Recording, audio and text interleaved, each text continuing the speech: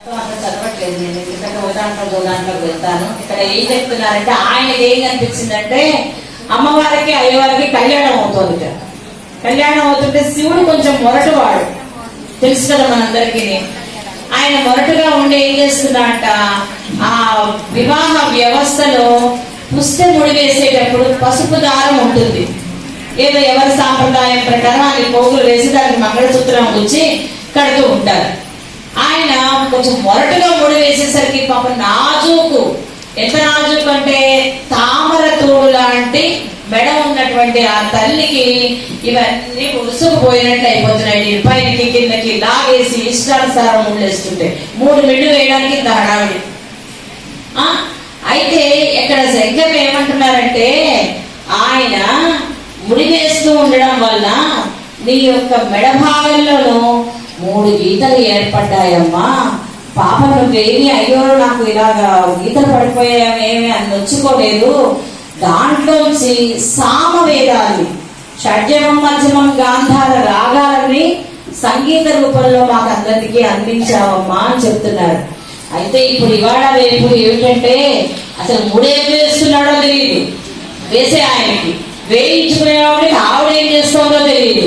ఎందుకంటే ఆ కాసేపు తర్వాత 16 రోజుల పండుగ కూడా ముందే చేసేస్తున్నారు. ఏదో ఆ పిల్లలు అటు ఇటు వెళ్ళిపోవాలి. 16 రోజుల పండుగ అంటే 16 రోజుల పండుగ చేస్తారు. సరే ఏదో కొంచెం మారింది, అసలు ఏదో ఒకటి మంగళసూత్రమైనా వేసుకుంటుందిలే పిల్ల అని చెప్పి సంతోషించాలి. ఇప్పుడు ఫోటోగ్రాఫర్ గాని ఒక వీడియోగ్రాఫర్ గాని ఒక్కడు గాని పైకి వచ్చాడంటే నేను పెళ్లి చేసుకొని వెళ్ళిపోతానన్నట్ట. ఆ అమ్మాయితో ముందే చెప్పాట అదా, అయితే వెళ్ళిపోతానని చెప్పాట. అందుకని మంత్రమే వినిపించాలి, పురోహితుడే ఉండాలి, ఇంకెవ్వరూ మాట్లాడకూడదు. ఆ తర్వాత అవి అయిపోయాక వీడియోలు పెట్టుకుని మీకు కావాల్సినవన్నీ చేసుకోండి. ఏమ్మా 20 సంవత్సరాలు వచ్చేసరికి పిల్లలకు, ఆడపిల్లలకు పెళ్లిళ్ళు చేసేసేయాలి. ఒక్క పిల్లాడితో సరిపెట్టుకోవడం కాదు, పిల్లల్ని కనాలి. అసలు పెళ్ళేమవుతుంటున్నారు, మాకు తిరగడమే బాగుందంటున్నారు. మేము ఈ జంజాటం పడలేదని ఆడపిల్లలు అంటున్నారు. మగ పిల్లలు ఏమంటున్నారంటే ఈ ఆడపిల్లలు పెట్టే టార్చరు, వాళ్ళ అమ్మ సపోర్టు మేము పడలేము అంటున్నారు. ఈ మొత్తం ఈ వివాహ ప్రక్రియలో తల్లి గారు విడాలి.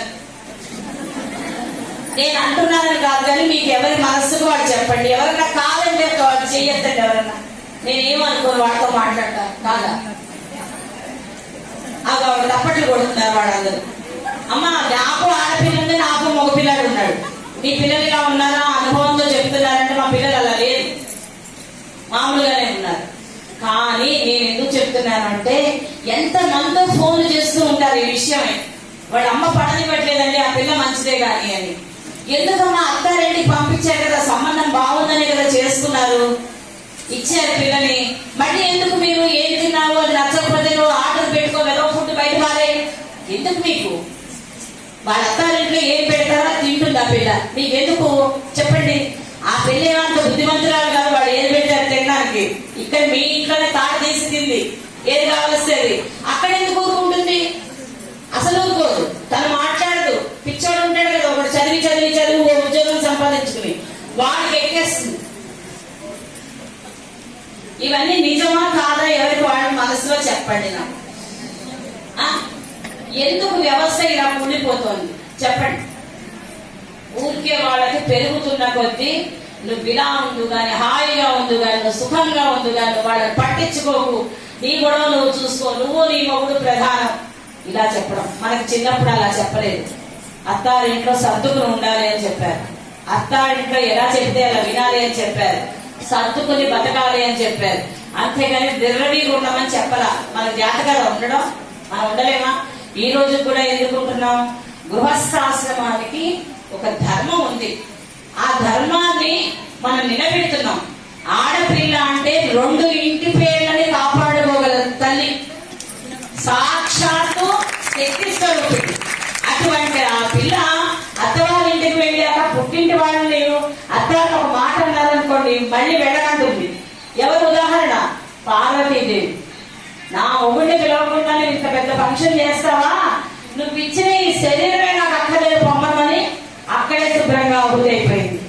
ఏమ్మా అలాగే మన పెరుగున్న అమ్మవారు కన్యకా పరమేశ్వరి ఒక్క రాజు, వాడు అన్ని ఉన్నటువంటి వాడు అందం దగ్గర నుంచి, అయినా సరే నా కుల ధర్మాన్ని నేను వదలను అని చెప్పింది. అవునా కదా? మరి ఇన్ని ధర్మాలు మీరు పిల్లలకి పాలివ్వడం మొదలుపెట్టిన దగ్గర నుంచి, కడుపులో ఉండడం మొదలెట్టిన దగ్గర నుంచి చెప్తేనే వాటి రోజున ఎక్కుతాయమ్మా.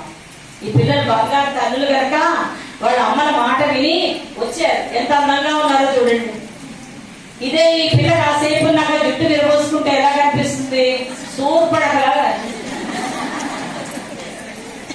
బంగారు చక్కగా తాటంకాలు పెట్టుకుని బంగారు తల్లి ఎలా ఉన్నారు ఇప్పటిదాకా ఇక్కడ కూర్చుంది, కళ్ళ కాటు పెట్టుకుని ఎంత అందంగా ఉందో చూడండి. పిల్లలందరూ బంగారు తల్లులాగా ఉన్నారు. మరి ఇలా ఉన్న పిల్లల్ని మరి వీళ్ళే కదా, మీరు చెప్తేనే కదా వాళ్ళు ఇవన్నీ నేర్చుకుని వచ్చారు. మరి ఎందుకు చెప్పట్లేదు? ఇలా కాసు వస్తువు చీర కట్టుకుని వెళ్తుంటే నీకు సిగ్గు అనిపించట్లేదు అని అడిగింది ఒక అమ్మాయి మెట్రో స్టైల్. అంటే ఇదంతా చిరిగిపోయిన బట్టలు వేసుకుని నువ్వే సిగ్గుపట్టలేదమ్మా, నేను ఎందుకు సిగ్గుపడాలి అని చెప్తాను. చెప్పండి, మీరు అలాగే సమాధానం చెప్పండి. ఒకళ్ళు గొప్పగా చేశారు మేము, మీరెందుకు చేయలేదు అంటే మీకు పని పాట లేక చేశారని చెప్పండి. 100 రకాల భోజనాలలో ఐటమ్స్ పెట్టి పెళ్లి చేశాము అని మీరెందుకు చేయలేదు అంటే మాకు అంత అజీర్తి చేస్తుంది, మేము చేయము, 4 పదార్థాలే మేము ఆహారంగా తీసుకుంటామని చెప్పండి. మీరు ధైర్యంగా చెప్పండి. వారి ఇంట్లో పెళ్లికి మీరు కొత్త చీర కొనుక్కోవడం పెట్టారు. మా కర్మ కాకపోతే ఊళ్ళో పెళ్లి అయితే కుక్కలు హడావిడ్డాగా. పూర్వం మన అమ్మ వాళ్ళందరికీ 3 చీరలు ఉండేవాడు, పెళ్లి చీరలు. ఆ 3 కట్టుకునేవారు. ఏ పెళ్లికి వెళ్ళినా అవే కట్టుకునేవారు. ఇంకో చీర ఎక్స్ట్రా పట్టుకెళ్ళేవారు వాళ్ళు, ఎందుకంటే వాళ్ళ ఎవరికైనా లేకపోతే ఇవ్వడానికి. గప్పులు వాళ్ళు ఏదైనా స్థితిలో ఉండి తెచ్చుకోలేకపోయినా వాళ్ళ దగ్గర లేకపోతే ఆ చీర ఇచ్చేవారు. ఎవరు గొప్పలు చెప్పక్కర్లా, అందరి ముందు తరాలు అలాగే ఉన్నాయి. కాదు అవును చెప్పండి.